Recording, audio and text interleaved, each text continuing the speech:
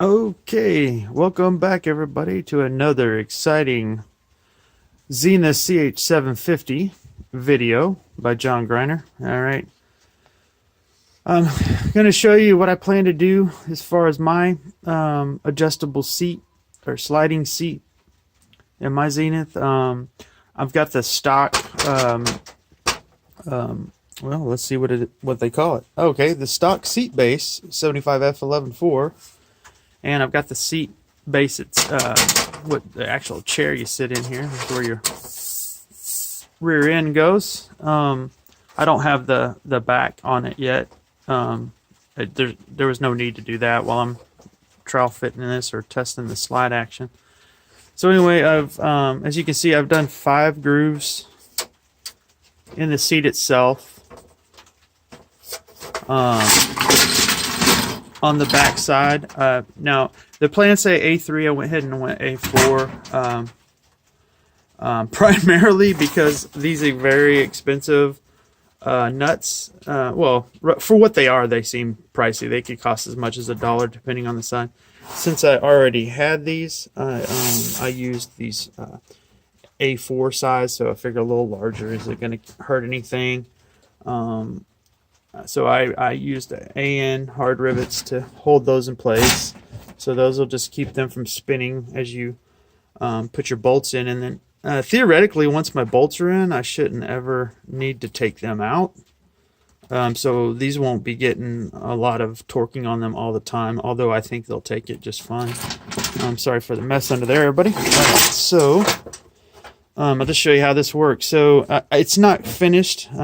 I need to start showing you guys finished products, but there's going to be one hole. There won't be a slider here. So I actually sat on the thing and drew where the gap between my legs is, because I plan to put a pin or a bolt that I can easily turn out by hand. So I can, if I need to, when I need to adjust it, I can. This will be the bolt that keeps it from sliding as I'm flying around. These can be tightened or adjusted to get it as snug where it won't slide as good, but you can see right now it slides very easily. Well, that's because all the nuts are very loose, but even with them tightened down, I tighten them until the washer just won't turn, and then back it out a little bit until the washer will turn again. And that seems to be about the right gap. A little harder to see, but I cut out rings, washers to go underneath here, because at first I didn't intend to do that, but then I'm like, I don't think it's a good idea to have this aluminum possibly slowly scratching lines into the base. And from what I understand, lines in aluminum can eventually become cracks. So and plus it'll just slide a lot better. I may put some strips of the nylon. Oh, by the way, those rings were cut out of the nylon I already bought to redo one of my rudder cable fairings. I kind of screwed up on one, so I had to order this off Amazon for like $10 probably for a big sheet of it. So you can see I cut the rings out of it that are underneath there. Anyway, those rings will keep the aluminum from touching. And I may find like a plastic strip that'll go all the way from the front on this to the back to kind of be the rails, only just to better support in case there's some weird kind of popping as you put your weight on this. Probably won't even need those, but if I do get them, I'll flush rivet them, probably 4 places along the way just to keep that plastic strip in place. I just thought of that today, so I'll probably end up doing it. Again, this is pretty roughed out. I haven't cleaned up the slots all that much because I was anxious to test it out, and it works really good, actually, I think. And then so what I'm going to do up here is I'm not going to drill the hole. These are not holes I'm going to drill in it, so I'm sorry about that. This is an actual hole in here. There's only going to be one hole at the front.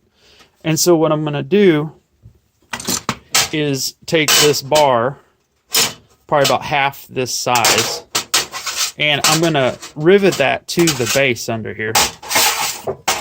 And so if you can imagine, I'm going to drill holes in the increment that I want the seat to be adjustable. So I'll probably do like, let's just say, let me get one of these 1/4-inch bolts.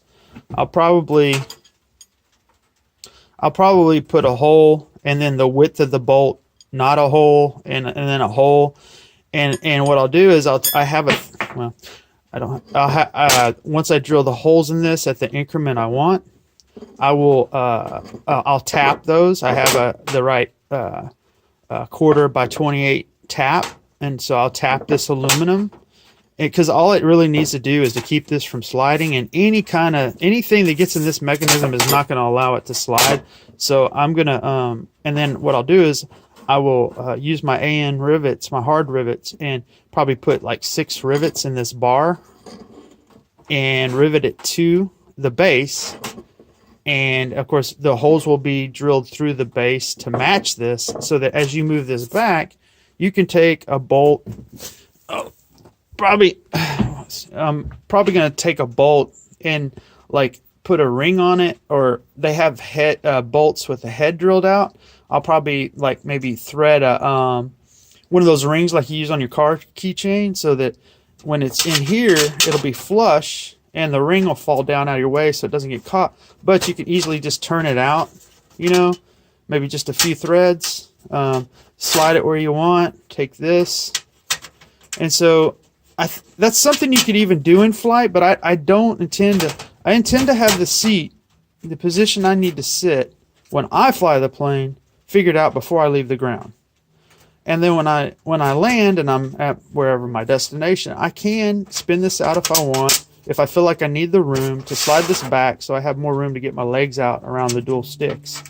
Or I could, I'm flexible enough, my legs are anyway, I may not even need to ever take that out for me flying the plane. And then if I have some, one of my friends wants to fly it, or another fellow pilot wants to take it up, they can. This is, now I have biased it somewhat, and that if there's somebody shorter than I am, and I'm pretty short relatively, I'm 5'10".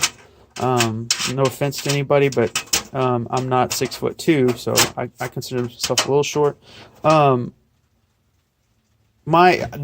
It's set right for my height right here, and that's as far forward as I plan to go.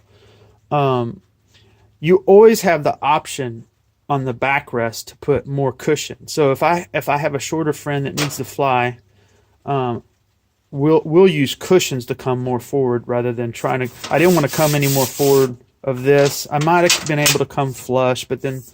And what's nice is I can always cut these grooves more if I feel like in the future I need to come forward more. But anyway, I'm for now, the primary place I'm trying to get to is right here, and as adjustable as far back as here for taller people. Really, it's more of a concept that's in the development stage, but it's pretty much done now. I just need to finish up those things I mentioned. I'll try to do at least pictures of the final product if I don't do a whole video. All right, until next time, see you online.